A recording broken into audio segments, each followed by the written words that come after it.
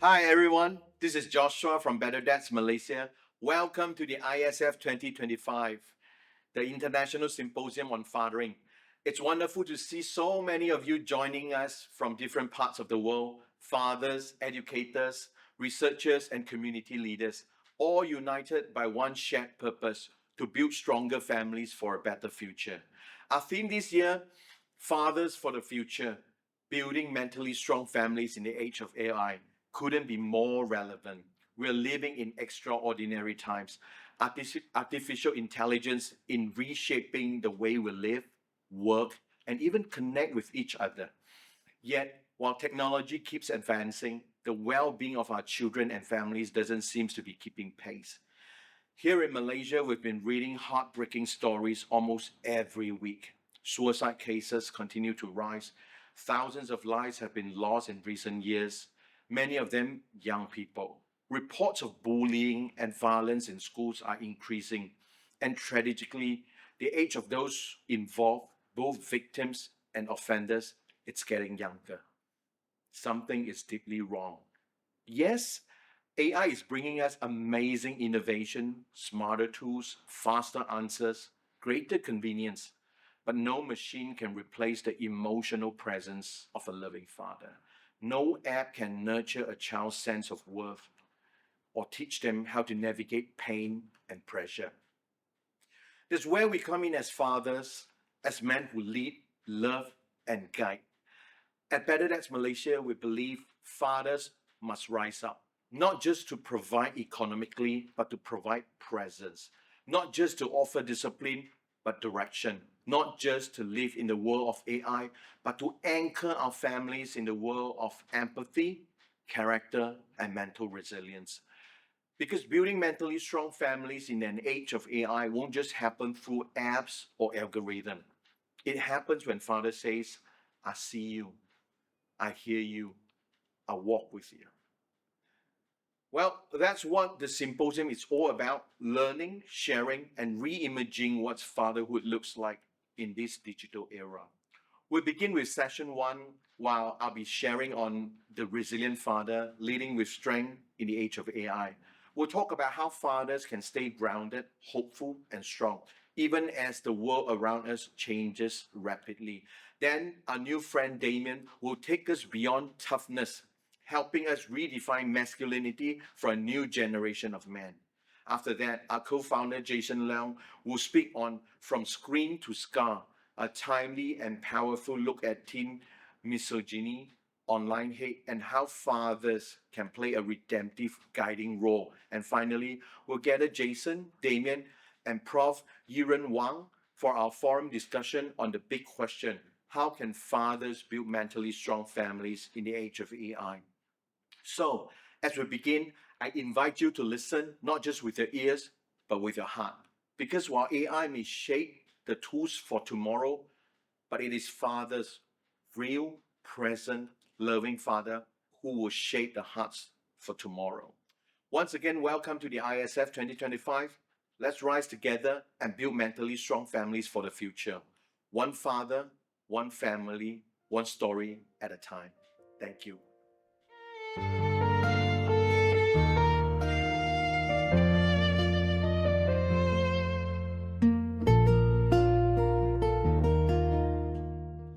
Hi everyone, this is Joshua. It's great to be here again.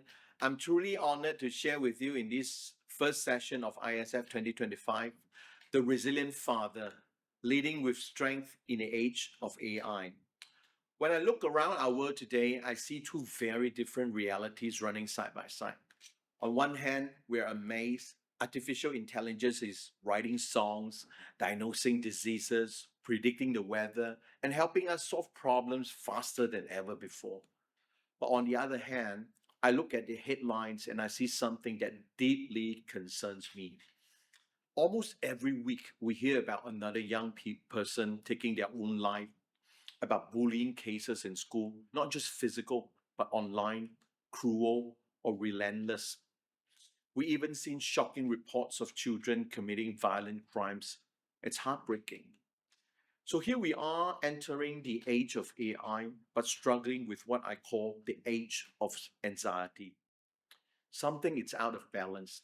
The world is getting smarter, but our hearts are getting lonelier. Families are more connected through technology, but less connected in spirit. So that's where fathers come in. Because if AI represent intelligence, fathers must represent wisdom. If AI can process information, we fathers must model transformation. So when we talk about resilience, we're not talking about being unbreakable. Resilience, it's about being able to bounce back, like the roly-poly toy that always returns upright, no matter how many times you push it down. It's not about avoiding failures, it's about learning how to stand again after falling. So today, I want to talk about what it means to be a resilient father in this changing world. And for that, I'm currently working on a book called The Resilient Playbook, something I hope will offer practical ways for fathers to build resilience and to help their children do the same. I've developed two simple frameworks that describe the process: grind and rise.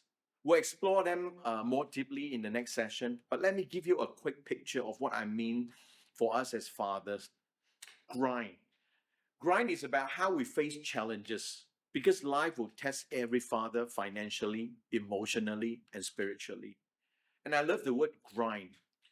I'm a coffee lover. When you grind coffee beans, it takes pressure and friction for the aroma to come out. The process releases the best that's hidden inside.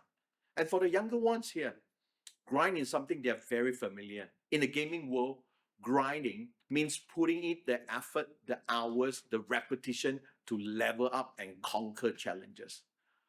That's what fatherhood is. It's a daily grind. It's not glamorous, but it's the grind that brings out strength, patience, and character in us. So let's look at what grind means. First, G, get rid of labels. Society loves to stick label on us: unsuccessful, failure, too strict, not enough. But fathers, we are more than what people say or even what we fear. And the same goes for our children. They carry labels too: lazy, troublemaker, not smart enough, not good enough. A resilient father helps his child peel off those labels and see who they really are. Our kids don't need perfect dads. They need present dads who remind them of their potential, not their past. R, reframe thinking. Instead of asking why me when life gets tough, ask what now? Reframing turns pains into preparation and setbacks into stepping stones. As fathers, when we reframe our struggles, we teach our children to do the same, to find purpose even in pain. I do with purpose. In this fast paced, AI driven world, rest can feel like weakness. But sometimes the most productive thing we can do is to pause, reflect, and reconnect. Our children need to see us model rest, not as escape, but as strength. And new lens, new views. Perspective changes everything. When you see problems differently, you parent differently, every challenge your child faces, it's an opportunity to look through a new lens, to see growth, not just grief. D, don't take it personal.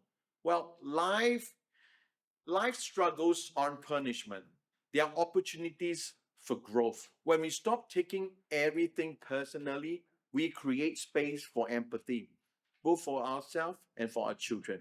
So when we learn to grind well, we don't just survive adversity, we extract meaning from it. We develop the inner strength to stand firm for our families and the wisdom to help our children faces their own grind with courage and grace.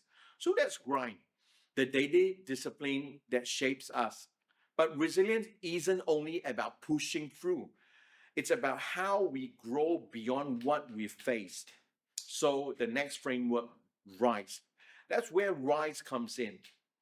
How we build a resilient life and how we help our families rise after being knocked down. I always like the word, we're knocked down but not defeated. To explain this, let me get back to that roly-poly toy that I talked about earlier. No matter how many times you push it over, it always bounces back upright. And that happened because of three simple but powerful design principles plus one key motion. First, the core, which represent our values, the anchor of life. At the heart of the roly-poly, it is heavy base, the weight that keep it upright. In life, that weight represents our values, the principles and priorities that anchor us when everything else shakes. Our roots are our values, character, ownership, respect, empathy.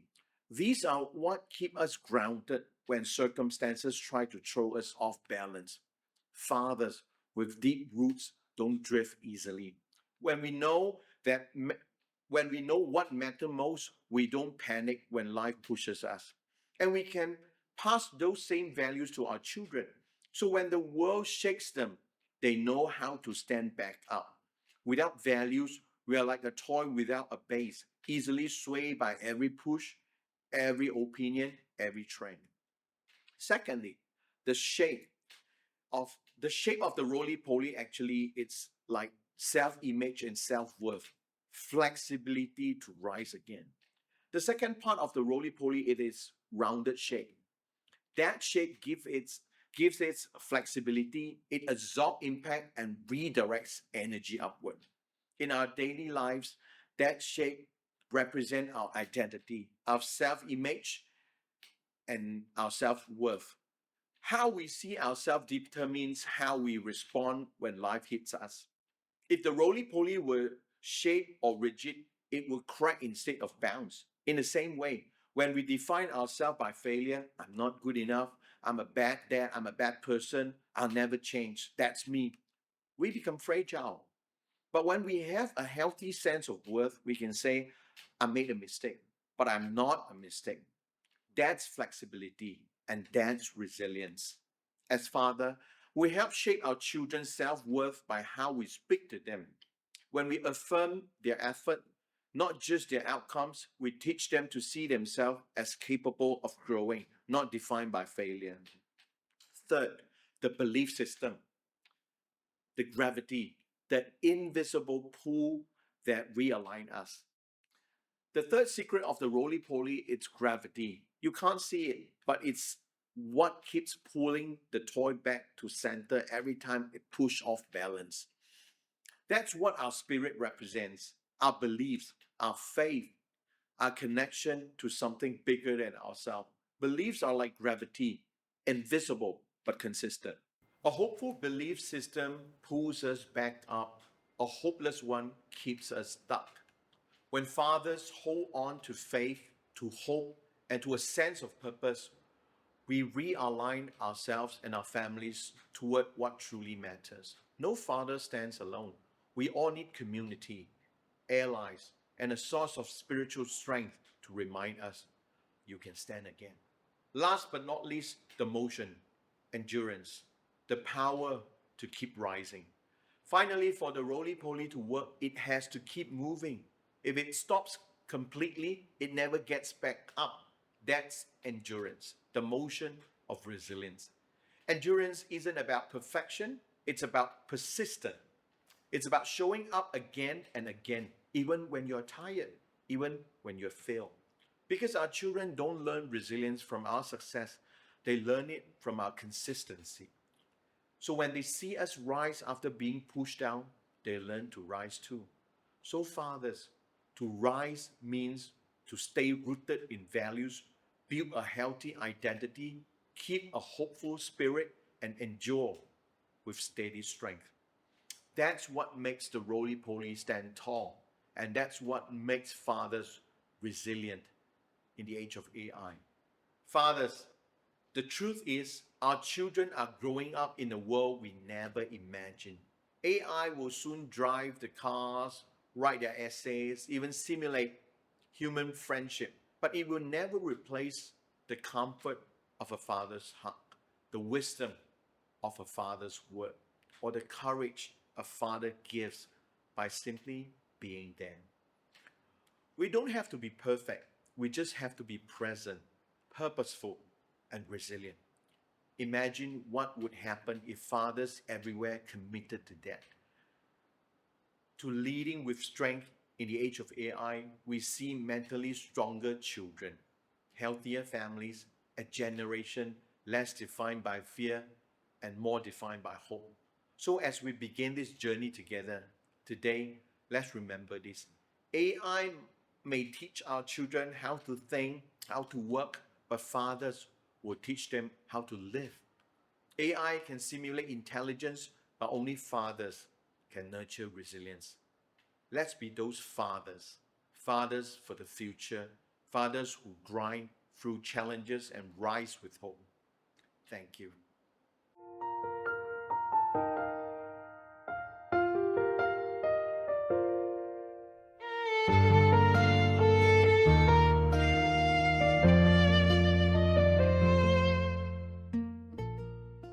Hello, I'm Damian, and for today's presentation, the title is Beyond Toughness, Redefining Masculinity for a New Generation of Men. I'm going to start with the question of toughness. For generations, men have been told that toughness is what makes them strong, that to be a man means to endure, to protect, to provide, often in silence. But what if real toughness today means something different? What if it's not about suppressing emotions, but learning to carry responsibility, care, vulnerability all at once? Our research began with one simple observation. Men are not discarding the past, they're carrying it differently. And here's the modern paradox. Today's man is expecting to be everything, stable and strong, but also gentle and emotionally attuned, a provider, protector, but also an equal partner in care. It sounds ideal, but in reality, most men are still caught between the world they've inherited and the world that they want to create. Public stories of masculinity often paint a clean shift from old school stoicism to emotional openness. But when we listen to men, especially fathers in senior corporate roles, here in Malaysia, we discovered something more layered. It's not a rejection of the old model, it's an expansion of it. What our research found. We spoke to 10 fathers, aged 35 to 65, all leading organizations that pride control, performance, and achievement. These are men with immense influence over teams, cultures, and often their family. And what we found was both familiar and revealing. They were trying to reconcile two versions of manhood, the traditional, provider, protector, stoic, and the emerging, emotionally aware, collaborative, nurturing.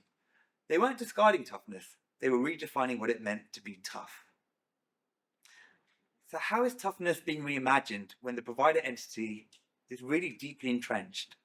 Across every conversation, the provider identity stood firm. One father said, "The man in the household are the owners. Their job is to provide us." Another told us, "My job is to make sure they're safe, secure, and supported. That's how I show care." To them, providing wasn't just a task. It was love. It was pride. It was how they measured worth. Even when they described being emotionally present, that care often depended on financial security. As one man put it, "I can only relax and be fully present when I know everything is taken care of." And maybe that's the first clue in redefining masculinity. True strength doesn't mean abandoning responsibility. It means expanding what responsibility looks like. So why is the provider role so prevalent today? And is the weight of expectation internalized, or is it coming from external pressures and forces? Well, the pressure to provide isn't only self-imposed. It's reinforced by partners, families, and workplace that still equate a man's worth with his output. Several fathers admitted to their partners that their partners expected them to focus on earnings, while emotional care, scheduling, and the day-to-day tasks remained women's work. So the idea that men are reluctant to change is too simple. Often it's not resistance, it's structure. It's a system that rewards toughness and punishes vulnerability. So has increased visibility by fathers led to greater equality in family roles and responsibility? Well, here's something many fathers shared. They're deeply involved, but on their own terms. They show up for the big moments, the school performances, the sports day, the family trips. One told me, "If it's something important, I'll be there. We do things together where we can really bond. These moments matter. They create lasting memories." But beneath them lies the quieter work, the everyday caregiving, emotional regulation, the logistics, work that still largely falls to women. So we end up with what I call symbolic fatherhood, where present looks visible, but isn't yet balanced. And it's not laziness, it's the way masculinity has been taught to measure value. Do the big things that count, not the quiet things that sustain. So when we look beyond the highlight reel, well, one father said of his own dad, he was the hardest worker I know, but he also tried to be at the big game. That mix of work ethic and emotional presence defines modern masculinity. Men aren't rejecting toughness, they're reshaping it, turning it into endurance with empathy, strength, and self awareness. But we have to ask, is the world around them changing fast enough to allow that? There is this systemic toughness that might slow or even halt the progress in the changes that fathers want in their role in the families. In Malaysia, like in many societies, corporate structures still glorify sacrifice, the long hours, the late nights, the unspoken badge of toughness. Paternity leave is short, support systems are weak, and emotional expression in leadership is still quietly judged. Even men who want to share caregiving are constrained by systems that define success in purely masculine terms: output, control, performance. If we want to move beyond toughness, we have to start redefining what strength looks like in those very spaces, in boardrooms, classrooms, and homes. A new definition of strength is emerging. Strength today is not the absence of emotion, it's the ability to hold it, express it, and still move forward. Toughness used to mean suppression. Now it's endurance with compassion. It used to mean control. Now it's courage to connect. And the fathers we spoke to, well, they're living this transition. They are the proof that masculinity is not collapsing, it's evolving. So to conclude, traditional masculinity still exists, but it's being carried differently. Maybe this is what redefining masculinity really means. It's not discarding the old, but carrying it differently. Still strong, still dependable, sure, but also human, feeling and aware. As one father told me and said quietly, I just want to do right by my kids. And perhaps that's the clearest picture of modern manhood. Not toughness as armor, but toughness as honesty. Because real masculinity isn't about being unbreakable. It's actually about being whole.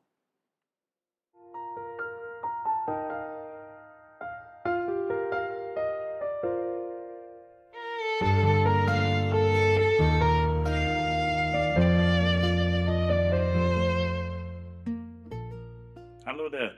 This is part of the session that forms our International Symposium on Fathering 2025, organized by Better Dads Malaysia. I'll be speaking today about from screens to scars, understanding teen misogyny and online hate.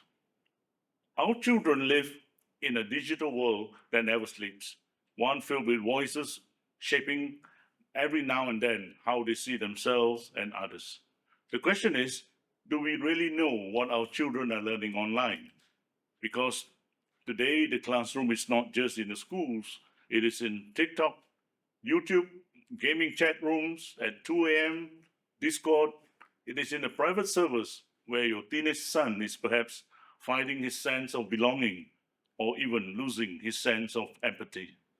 The truth is, digital spaces are shaping values faster than we can say, let's communicate. And when we stay silent, the internet steps in as a teacher, counselor, and role model. Ignorance is not innocence, and silence has become permission. The internet doesn't just reflect culture, it reshapes it. It has become the new factory of ideas, and some of those ideas are toxic. We are now seeing the rise of teen misogyny, contempt towards women and girls, often disguised as jokes or even banter. We are now also seeing online hate, language that dehumanizes, ridicules, and normalizes harm. And worst of all, radicalization, where anger turns into identity. Every click, every share, every meme reinforces a worldview. It starts as sarcasm sometimes, but it ends as ideology. This is where it gets dangerous. From the manosphere influences like Andrew Tate, who tell boys, real men dominate, not cooperate. And thousands of boys listen because these voices sound confident in a world where fathers often sound absent. If fathers don't define manhood, the internet will. If fathers don't define manhood, the internet will. Let that sink in. These ideas spread through emotional hooks, grievance, humiliation, the desire to matter. And the algorithms, they actually reward outrage. The angrier the message, the further it travels. It feels private, it feels temporary, but actually it is not. The screens may disappear, but the scars remain. So there is a need for a reality check. Let's talk numbers. Teens in Singapore spend about 8.5 hours a day online, according to a survey done there. In Malaysia, the number goes to 8 hours daily. But that is a survey that covers adults. And actually, 8 hours is a long time. But if you take away the adults, it is for teenagers, it might even exceed the Singapore time of 8.5 hours per day. And what are the consequences? The Malaysian Communications and Multimedia Commission actually recorded 8,339 cyberbullying complaints, which is more than double the previous years. Now, behind these numbers are real children, real pain, real families who never saw it coming. Because parents often see rebellion, but what's really happening is disconnection. They hear sarcasm, not sorrow. They see defiance, not despair. They think that the son is just being moody, when in truth, he's actually quietly forming his worldview in a digital echo chamber. And the language of online hate is very different. Today's teenagers are very fluent in a new digital vocabulary that many adults don't even recognize. There are words like incel, which is short for involuntary celibate. Boys who believe women owe them attention and resent and hate them when they don't get it. The red pill, this is a supposed truth that feminism itself is evil and women manipulate men. NPC or non-player character, meaning everyone else is not real. They're all fake. They're just background noise. Think about that. A generation of boys calling others not real. When empathy dies, anything becomes possible. Dehumanization always begins with the language. If you call people objects long enough, eventually you will treat them like objects. So, what can parents do and should do? There are several things. First, parents should learn to be curious, not accusatory. Now, when you see your son or children online late at night, don't start with, "What are you doing?" Try asking him a question. "What's keeping you up this late?" Ask about his feelings, not just his behavior. For example, you seem angry lately. What's behind this? It is always connection before correction. Understand the platforms that they use. Create family digital agreements if you can. And above all, show and model empathy. Now, the way you speak about women, race, or politics, that's your child's first algorithm. And remember, no teenager is too far gone and cannot be saved. Teenagers do not need perfect parents, they need present parents, so that the parents can teach the children not to really conform to the world, but they can be renewed, especially the renewal of the mind. And that renewal actually begins at home. Now, what can schools and communities do? Schools need to adopt a three-part framework, that is prevention, detection, response. Firstly, prevention. Schools need to learn to embed respect and digital citizenship in every classroom. Detection. Train teachers to spot the signs of hostility, secrecy, withdrawal. Response. Build clear reporting systems and link with parents and mental health services. Because respect is not just taught, it is often caught. What can the young people do? What can youth do? What can adolescents do? And though young people, you are not powerless. You can actually say and do this. One, you can pause before posting. Because once you post, that post never really disappears. It stays forever in the internet. You can protect your privacy. Don't simply share harmful content. You can be a safe bystander. Report stuff that are bad and extreme. Don't repost them. Learn to build an identity offline. Through sports, get involved through sports, faith, work, volunteering, real friendships with real people in the physical world. Digital courage is not about shouting louder online. It is actually saying no to cruelty when everyone else stays silent. This is how we build a generation of strong minds and steady hearts. Friends, our children's generation do not need any more filters. They actually need more fathers. Not just biological fathers, but fathers or father figures, mentors, and moral anchors. Because these are the people who can shape our children about how they walk and how they talk. So let us all rise up as parents, teachers, faith leaders to guard the next generation. Let's teach them that compassion is courage, empathy is strength, and masculinity without mercy is just noise. Because if we don't teach our sons respect, the internet will teach them contempt. If we don't model empathy, algorithms will model apathy. And if we don't define manhood, someone else will. Let's be the voices that drown out hate with wisdom. Let us all raise sons who honor women and daughters who never have to fear men. Let us all turn screens into sanctuaries and scars into stories of healing. Thank you.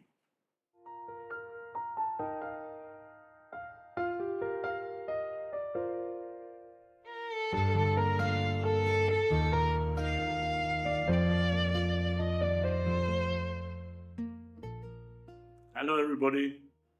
Welcome to the International Symposium on Fathering 2025, organized by Better Dads Malaysia. And for this year, our theme is about building fathers for the future. How do you build modern fathers for this age of AI?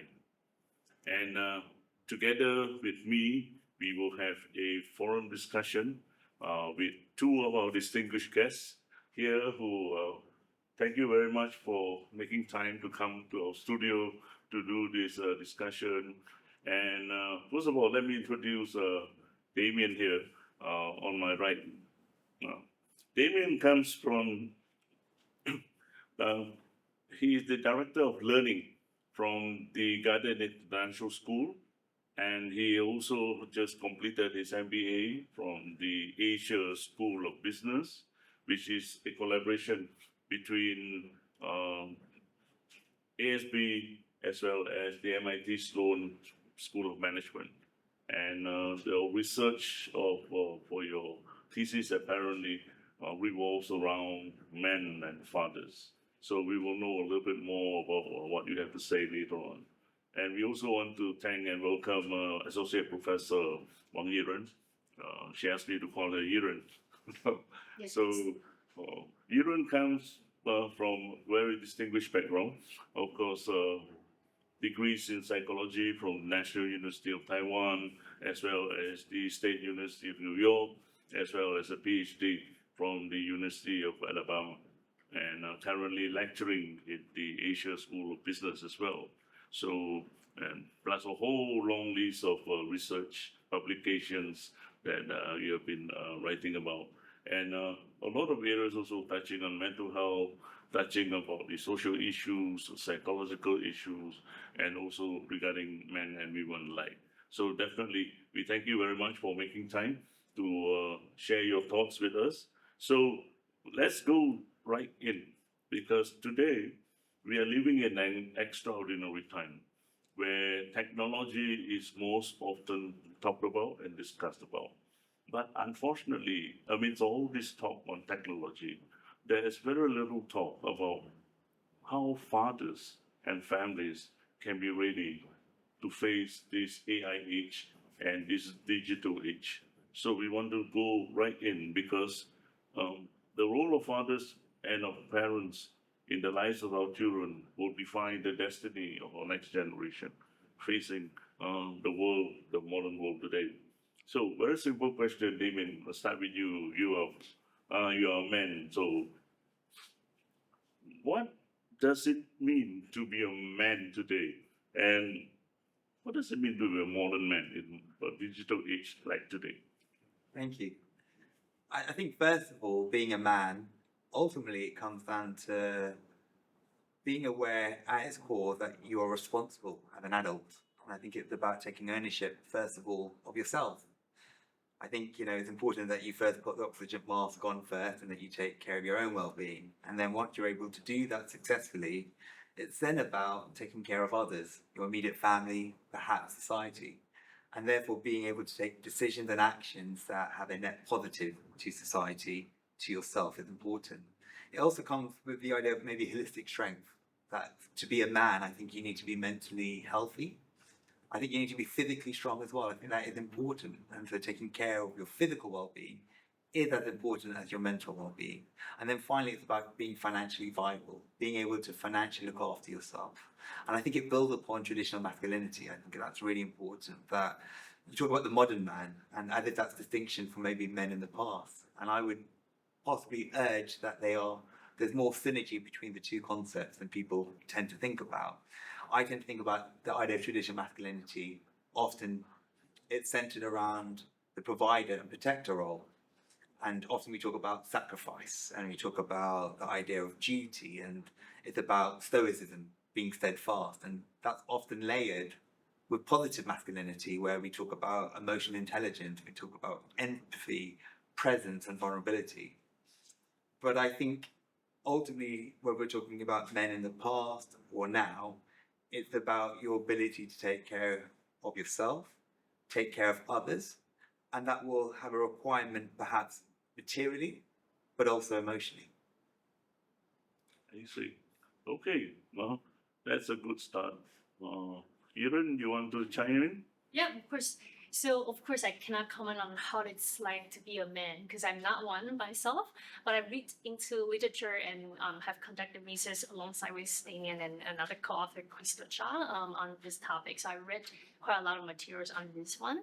So based on what I read and based on the research we conducted, so there are some common traits that people associate with an ideal man or a real man kind of prototype or the ideal prototype. And these traits include winning, pursuit of status, primacy of work, risk-taking, dominance, emotional control, and self-reliance. And research suggests conforming to these norms can give men some short-term social rewards, such as you are gaining some social approval from your friends and peers, you are gaining some sort of recognition, and probably you build a little bit of a reputation as a strong and a real man.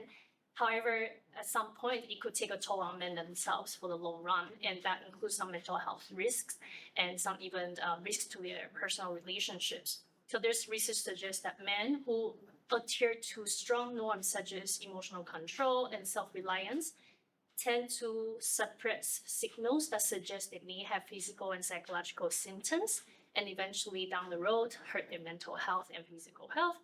And men who adhere to these same norms, such as emotional control and self-reliance, are also going to have a little bit of a difficult time, according to research, in building meaningful relationship with another human being, be it the same gender or other genders.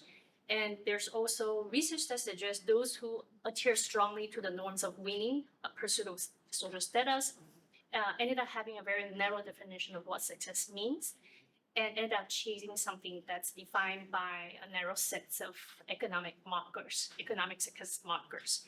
And interestingly, the same group of men that chase this sort of definition defined by a small set of economic markers reported to lower well-being. However, at the same time, the research suggests that they also tend to overestimate how happy other men are. However, this could be a false illusion that men are pursuing. At the end of the day, the norm that provides a false illusion that never really delivers. I see. Okay. That sounds quite interesting because so much of it has to do with your internal character of the man, and not so much perhaps try to be on control, but perhaps more about being more consistent as a man, so and more dependable. Yeah. And yeah, we like to hope that a lot of men and fathers end up as the solid, steady rock in the family that all can depend on them. Okay, what about the children?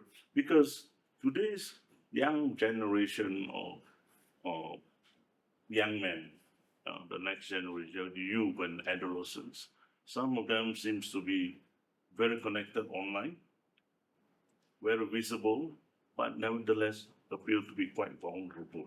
So what's the take of that? Would you like me to go first? I can maybe talk. I think it's paradoxical. I think the modern man lives in a paradoxical world. You kind of mentioned that this hyper-connectivity, and yet at the same time, men are feeling more isolated and more alone. And so how do we then manage that? There is a lot of evidence that there are rising rates of men depression and suicide, and that there are fewer real-world relationships. If we were to take, for example, data from America, men are 10 times more likely to be incarcerated. They're 3 times more likely to have substance abuse. If you go to a mortuary, 4 out of 5 of the coffins you would see would have men in them. So there is a crisis there that, despite the idea of technology bringing us closer together, there is a question about if that's the case, and why are men not necessarily feeling the relationships and the connection that is so necessary for us to have that human experience. And I think there are reasons behind that. I think the shared spaces and places that used to exist in a modern world perhaps don't. I think the social bonds and the spaces that would create that are weakening. So example of that would be the office. We have now remote learning. So adults, where do they build their relationships? Well, most typically in a work environment. But if you're not going into the office and you're working from home, there are less opportunities for you to build those relationships. I also think attendance at community centres, whether that's religious or not, that's falling. And I think living in the online world is much easier to do. You have greater control over that environment. It's much easier if you feel anxious or feel awkward in a social setting. Well, it's one-dimensional. It's one way, the relationship that you can have in an online world. And I think it's much easier and much more tempting to live in that world. And so I think technology now provides that, it's a simulation of the real world, but perhaps without the intimacy and therefore without the meaning. And I think about, online porn. It can certainly provide a place for sexual arousal, but it doesn't create intimacy. So therefore, men that are addicted to porn or going to certain sites, without that intimacy, I think are feeling lost and desperate, and maybe feeling a sense of despair. So that online world is not really a good substitute for the physical world and having face-to-face and real connections with people. And I might just add one more bit, that I think that the lack of relationship affects both men and women. So I'm not just simply saying that this is affecting one group against the other. I think it affects both groups, but I think it affects each group differently. And one of the things I would say that it perhaps affects men more deeply. Though anecdotally, I don't have any research to back it, but it seems that women will redirect their romantic energy into their careers and perhaps into their friendships. And I don't think men do that. I think men tend to retreat back to their caves, and they tend to isolate themselves. And perhaps that's where the unproductive behavior takes place, and might be a reason and cause for some of the behavior that we've talked about already, and some of the effects of that, such as incarceration, depression and suicide. Okay, you're right about the incarceration of men. I mean, for the Malaysian context, there are 88,000 prisoners in the country. Out of the 88,000, 94% of them are men. Only 6% of the 88,000 are women. So clearly, it is the men that's the problem in this country, at least in Malaysia. So huge number. And Better Dads Malaysia has been given permission and approval to conduct fathering workshops in prisons. So every month or so, we will go in prison to conduct one full day fathering workshop for the 30 or so prisoners who has a remaining term of about 2 years left before they are released. So the authorities have seen it fit that we should try to help them to gain some kind of soft skill as how to learn to be a better father. So when they are released back into society, there is a better possibility for them to reconcile with the family. Some of them, the families are broken because of their incarceration and also reintegrate into society. Yeah. So I wonder, Yuran, do you have any comments to mention First, about yeah. men and First of all, women? that's amazing work that you're conducting. That's really impactful and socially meaningful. And I also agree with a lot of points that you raised, Damian. I just wanted to build on it a little bit. I do think online world and now the power of social media provides a lot of convenience alternatives for those who have needs for sexual desire, who needs to connect with people, who needs to get a little bit of stimuli to find those things online as convenient alternatives.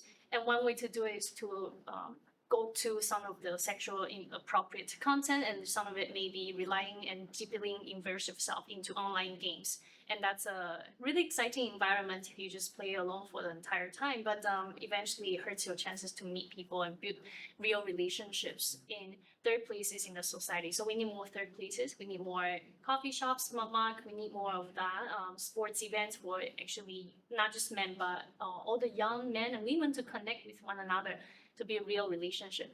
And on the topic of social media or online world, I also just wanted to comment on how dangerous it is for those big tech companies that just continuously advance their algorithm to polarize the content that people receive through their phone, through their devices. Because just now I commented on sometimes traditional or the rigid masculinity norms can hurt men themselves in the end of the day, because trying to live up to a norm can sometimes be a source of pressure and sometimes in an unnecessarily stressful way. And social media is going to amplify and even intensify that rigidity to people, making you believe that's the only definition of how I should live up to be a real man. However, there's so many different ways to live a man, and you can be celebrated as a good man in your unique ways to contribute to your family, to your partner, to your society, to your workplaces. And not just that you have to be tough and strong and hard all the time. There's soft skills. That's a very important side, but oftentimes overlooked in the society. And social media, with their algorithm technology, is going to amplify that single definition and the rigidity even more. I'm glad you touched on that part about the risks of social media today. Definitely, you mentioned algorithms, and you mentioned echo chamber, where the teenager is kind of surrounded by this. And what about the online influencers, people who propagate toxic masculinity? Maybe Andrew Tate and gang.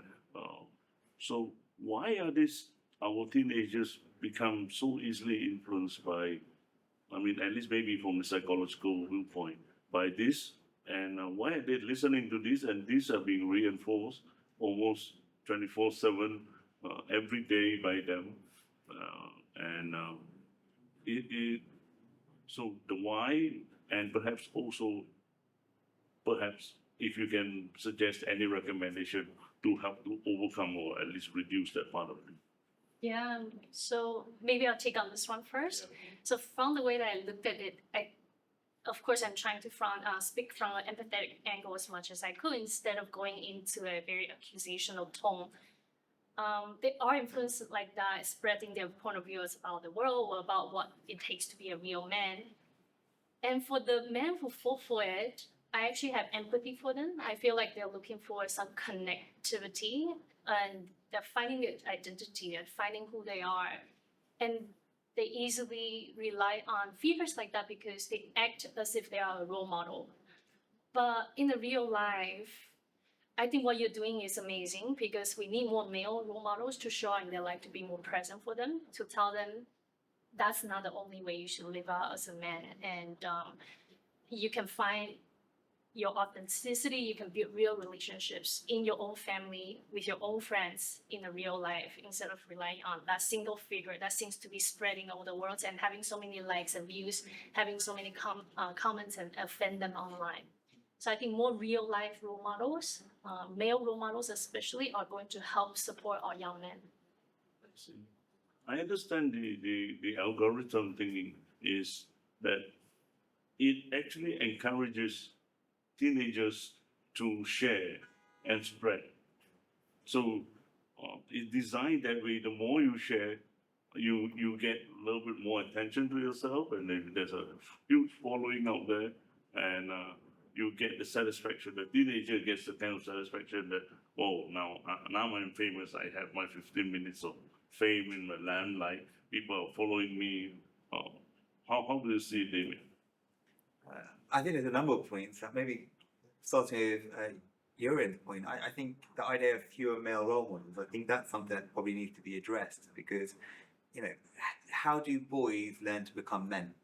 And then how do you become a good or ideal man? Where do you learn that? I think there are fewer role models, and I think, you know, there is a trend where, you know, boys increasingly are raised in single parent homes. Mm. And if you think about the percentage of who looks after that boy, traditionally it's been the woman. So the question might be, can a single woman raise a man? And there are different schools of thought about that. I listened to a podcast where Obama mentioned that he was raised by his mum and he learned about what masculinity really meant. But there are other thought leaders that say, well, actually, to raise a man, you've got to perhaps be a man. So there are different schools of thought there. But even if you are raised in a home where you've got both parents, fathers may be absent, and it might be due to work. You know, long hours might be contributing to that. And then even if you think about the schooling system itself, so let's take primary school, and I think about my own son, he's 7.5. And it dawned on me a year ago that he was often dropped to school and picked up by either his mum or his carer. And in the school itself, the majority of teachers were female. And if I was working long hours, the question then is, who is my son looking to as a role model to learn the behaviours of what it is to be a responsible, good man? So I just wanted to raise that I think that's really important, that there are fewer models that are male, and what can we do to try and encourage more men to be available? And there are different approaches and strategies that are used in different countries that perhaps we may want to touch on. So I just want to start with that. The second point that I think is important is that linked to the idea of fewer male role models, there is an identity crisis with our boys that are craving a sense of belonging, purpose and recognition. And that's true of young men, but equally boys.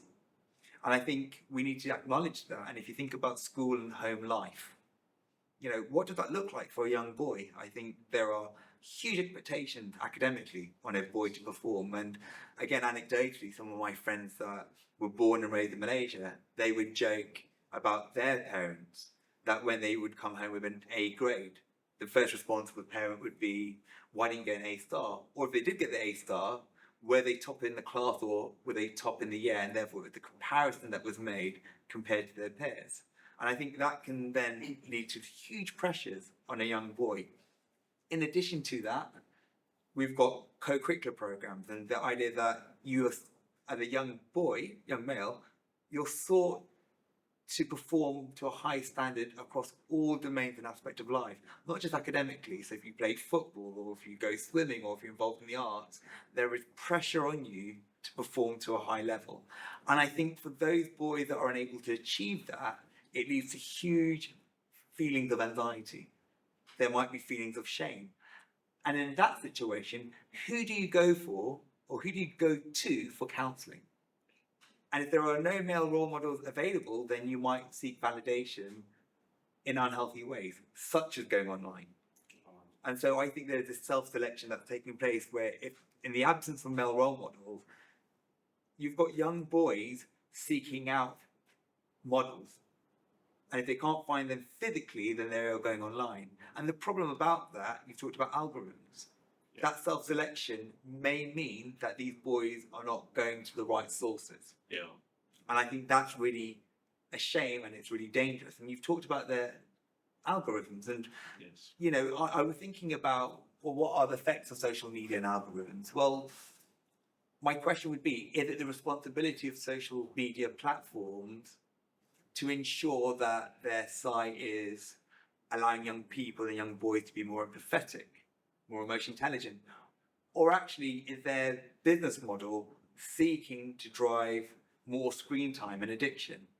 And if it is that, more screen time, well, how do you raise dopamine? And often that's, you know, usually it's the extremes that will keep people interested or occupied. And so often negative news or feeding on young people's fear is likely to keep them scrolling. And so you get these negative feedback loops that are unchallenged, unfiltered, and it also therefore distorts a young person's mental construct of what reality is. And therefore we're seeing some of the effects of that. And one being loneliness, which can sometimes manifest into anger. And with that anger, it might be stemmed from rejection and the comparison culture that I've mentioned. And one thing that I've been working on with my son, and it's a question I don't have the answer, so forgive me, but when do we get to a point where average was not good enough? It's a question that I really have, and I generally think about it. We're living in an age of exceptionism. And I think that's really problematic, because if we, by its very definition, if we're going by the average or the mean, the majority of people are going to be there. So the majority of people are not going to feel exceptional, and therefore they're going to feel inadequate, and therefore that stems a real crisis for our young boys and our young men, where they will have a feeling of shame, helplessness, and rage that they are experiencing in the real world and is being reinforced online in the digital world. Yes. I'm glad you touched on the role model part there. I think all the more this reinforces the work that we do for Better Dads Malaysia, because, right? Yeah, Sorry, sure. can I add one more point? Sure, sure, please, I really enjoy what you're sharing so far, but I wanted to add one more point, which is another reason why young boys or young men rely on online content to address their psychological needs for connection, identity, or purpose. And that's the a pressure they receive from the societal norm, which is men are not supposed to show vulnerabilities and not supposed to seek help. If they do need one, they're not supposed to cry, they're not supposed to ask for support, ask for resources in the real life. And as a result, there's a lot of probably private searching of information online, probably a lot of relying on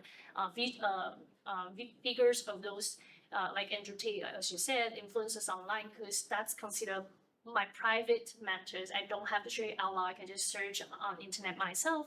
And I think that can be addressed by the movement you do, but a lot of things can be done by just our day-to-day adults and friends as partners ourselves, because we should encourage men to be vulnerable. That's about who you are. That's that's your, you know, that makes you a human being, right? And as a woman ourselves, we're easily at this angle in terms of addressing our feelings and stress, because we can feel comfortable and socially accepted to just share our fears, our anxiety, and our stress, but it's not as welcome for men. And I do have a lot of empathy for that. Yeah, exactly. Maybe too much of Hollywood movies and Chinese kung fu movies always talking about heroes shed blood, not tears. So they lose that part of the humanity. And the role model is important, so that's where fathers need to be there. Because there's this great competition between the internet online and fathers who are in the family, who may be physically present, but nevertheless emotionally absent. So unfortunately, not being able to communicate with their children. And the kids, instead of communicating with their fathers, the real person there who's able to give them that love and that kind of assurance, but nevertheless, he chooses to seek some other advice online, which can be very dangerous. And let me say, the algorithm can always lead them to places which are very dark and where the influences become very negative and the advice are all pretty negative. So that's where the danger is. Okay, let's go to the area of resilience actually, because there is no way that we can stop our children and our kids from spending time online. Uh, I just read the statistics. In Singapore, there was a survey and for teenagers, age 13 to age 19, and the number of hours that they spend online for Singapore teenagers is 8.5 hours per day. Malaysia, there was a similar survey, but unfortunately, that survey includes adults, and our Malaysian score was 8 hours and 17 minutes online daily per day. But if we take away the adults from our Malaysian survey, I reckon it'll probably be higher than the Singapore 8.5 hours per day daily. So how much of it is doing homework? How much of it is actually studying? How much of it is social media and everything else? We don't know. But it's very clear that that part of the life for our teenagers is not going to go away. So if it's not going to go away, how do we build some kind of resilience within our children's life and character so that they are able to withstand and not be so easily misguided by all this misinformation and misconception out there? So, do you have any advice, Iran? So I think I can just reinforce my previous point, which is we need more role models, including both female and male role models.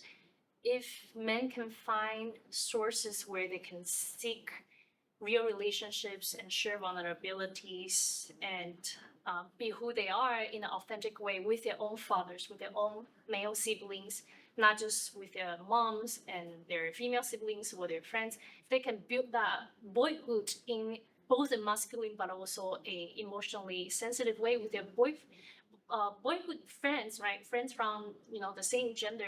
I think that's gonna help solve a lot of these issues. So we need more men to be okay with who they are in their own unique ways possible to contribute as a student, as a friend, as a partner, as a father, as a leader themselves, as a worker. And I think us, all of us being a social norm builder and reinforcers, we should try to just share our words as loud as possible to tell them, hey, the moment you tell people that's not what a man looks like, that's not what a man acts like, then we try to revisit, is this the right way to look at it? And can we redefine and expand our definition of a real man so that every man doesn't need to feel ashamed of who they are and can actually feel okay with their own authenticity, integrity, and how emotionally sensitive, just like a normal human being is. Yeah, wonderful. Okay, this does wrap up this session. Can I just, before that, I just wanted Okay, to go sure. into that because I think there's something that's missing here. I think when we're looking at technology, and I appreciate the theme of the symposium, but I wonder whether technology is it the symptom or the cause of the problems. And I think perhaps there are root causes that are not being addressed. And I think when we're thinking about, well, how do we, and when you look at lawmakers and what do we restrict, what do we censor, we should get the platforms to, we're blaming the algorithms of the platforms. I think we're saying educators, we need to, schools need to teach about media and emotional literacy. And I think there's something that's missing here. And I think ultimately it's about, I would draw back to parents. And I think it's about discipline. What discipline are parents actually demonstrating and what are they showing their child? Because a child is more likely to learn by what they see in terms of the behaviours, particularly around technology at home. And I'm always surprised when I go to restaurants and you have a family sitting together where there's an opportunity to connect and bond. And often you have each member on their telephone or their mobile phone, looking at their screens. Then you think about, what does the home environment look like? Are parents aware? Are they looking at why a child is searching for someone like Tate? Why aren't they speaking to their fathers or their mothers? And I think we've got to think about, well, what is missing in this situation? And I think there is a greater responsibility, going back to you asking me, what do I think a man is? It goes back to responsibility. And I think a man needs to model the type of behavior that they want to see in their son, if that son is going to become a productive, healthy male. And so in this question, I think we've got to look at our own behaviors and habits with the use of technology, because technology is incredibly powerful. And I'm going to add that with all the hype around AI, it's an incredibly powerful tool and it's going to get more powerful. If we're unable to have self-regulation now, the assumption that we're going to have regulation in the future when it becomes even more tempting and it takes away even more agency from us, I think the risks are even greater. So I think it requires us to maybe reflect and think about what are the root causes to this. I mean, there is no reason why your child needs to be online for that amount of time. And my question would be, what are families doing to ensure that they are encountering and immersing themselves in the real world? And what does the real world look like? Is it in a shopping mall? Is it going for walks in the jungle? And it requires effort and time. And so I think it's about the consistency as well as the determination and discipline to parent. And I think that's incredibly important because we can talk about what society should do, we can talk about what governments should do or what businesses should do, but I don't think that's always helpful in this conversation because we have no control over that, or we have limited control. But we do have control over what's going on in our own household. And so maybe that would be a good place to start, and developing that anti-fragility, that things that make us weak in the beginning might actually make us stronger in the long term. And that anti-fragility might mean that we might need to detox from technology and the dependency. And it's very easy to give our children the dopamine hits that they have because it keeps them quiet and allows you to get on with your busy lives. But maybe we need to then take a step back and view the whole situation, and do we have the relationships that we would want? So. I really like this perspective whereby we cannot really control what others are doing, what the neighborhood, our neighbors are doing, what the society is doing, what the government is doing. But what we can control is us in our own household. And maybe we can treat a lot of the negative incidents as a great learning opportunity or great education opportunities for our children. Right. So the other day, it wasn't part of this conversation, but I was talking to another dad that I really admire of how much effort that he puts into educating and raising his kid. And when I asked him about this question, I said, when you see other kids, all playing on their phones at the age that are very considered to be too young to do it, and the parents do not find it any problematic, and they also reinforce that at the same table at the restaurant while waiting for their food, how would you do it when you're next to them? And what he said is, I talk to my son, ask him secretly and in quiet tone. I ask him, hey, look at that table. What do you think is going to happen to their eyesight, for example? What do you think is going to happen to the missed opportunities that they could have built by talking to each other in person, putting their phone down on the side? And what's going to happen to their relationships going for a long run? So he turned that into an education opportunity for his son. And now his son is growing up in this environment knowing that, oh, okay, even though there are people who do that around me, but I don't have to be one of them. And there is a value that I stand for. Can I just add one more point to that? I really love that point. It requires us to reflect about the type of parents that we are and what's the trajectory that our children's on. And I think about, as a father, going back to what is it to be a man, I would also add to that, what does it mean to be a father? And I think parenting requires an ingredient of certain things. And I think a question that maybe the audience, the viewers, can think about is, how actively engaged are you in your child? And that's not just you taking your child to football and observing. Because there is a difference between observing your child playing football compared to you playing football with your child. So what type of experiences are you having? And are you consciously present? Because you could be in the same vicinity, in the same room, but if everyone's distracted by their own devices and living their own life, then that's not necessarily going to lead to the type of relationship, the type of connection, the type of human experience that is needed in the age of AI. Wonderful. I mean, very clear messages coming from Damian and coming from Yiren about the role of fathers and families. And so among those many things, I see that the engagement is very important between the father and son, or father and children. And also the key is communication. Machines can provide and process data, but it is only the father who can pass on wisdom. Technology can build the physical world or many parts of the world, but only the fathers and families can build the soul.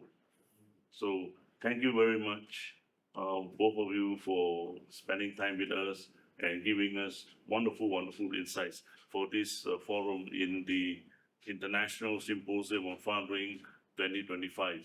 And we really appreciate your time. And we hope that even because we are also connected to a global network of fathers, and which are in many countries, including Taiwan, Hong Kong, Macau, China, even Singapore, Indonesia, and several parts of the several other countries. So we hope that when this goes out, many of the fathers globally will also gain the benefit of your insights. So once again, thank you very much, Damian and Irun. Thank you so you. much. We appreciate it. Thank you.